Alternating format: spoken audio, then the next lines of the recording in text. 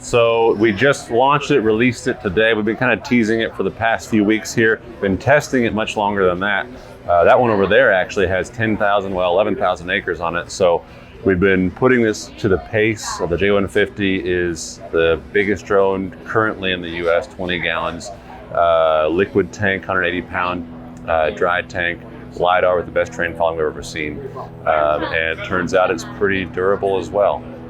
So really excited to bring it to market.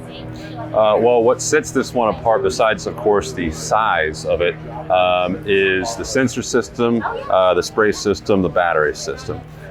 So this is LiDAR right here. No other drone has this anywhere in the world actually. This is automotive grade LiDAR, made to detect small obstacles at 80 miles per hour in a self-driving car. It is on a spray drone. So this incorporates into the obstacle avoidance and the terrain following, which is why we've seen this drone do things that another drone has done at high speeds and high payloads as far as terrain tracing goes. On the spray system side, you can dump a tank in less than 2 minutes. It's a 10.5 gallon per minute flow. So you're doing high volume work, flying fast at high volume work, that you can keep those speeds up. And the nozzles and the atomizers with the 4 nozzles on there.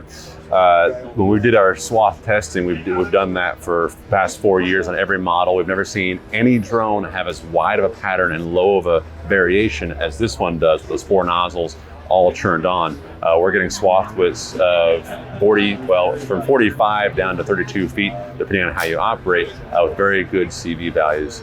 And then the battery system, you can empty out a full tank at a 2 gallon rate, which is exactly what you need right here in the Midwest doing fungicide work. And the battery charging, we've been able to keep up with 3 batteries in pretty much every scenario. You know, every drone brought to market, every spray drone brought to market, whenever it's announced, nobody's tested it, right? It's just brought to market, come from China or wherever it's come from. And they don't use drones like we do. They've tested it there. They don't use them like we do here in the US. We've learned that over our many years in this industry. So what we wanted to do is before we actually launched it, let's get over 10,000 acres on at least 1 unit. And then let's run at least, a couple dozen with other operators doing real world application. So actually since June, there have been several dozen flying out in the field with different operators. This is our personal one right there. And we said if we're not spraying for a customer doing fungicide or cover crop or whatever, then we're just gonna be spraying water and we're just trying to rack up hours on it. What's gonna break first, right? I just wanna know what is going to break first before we launch it. So we've replaced 2 parts, that's it.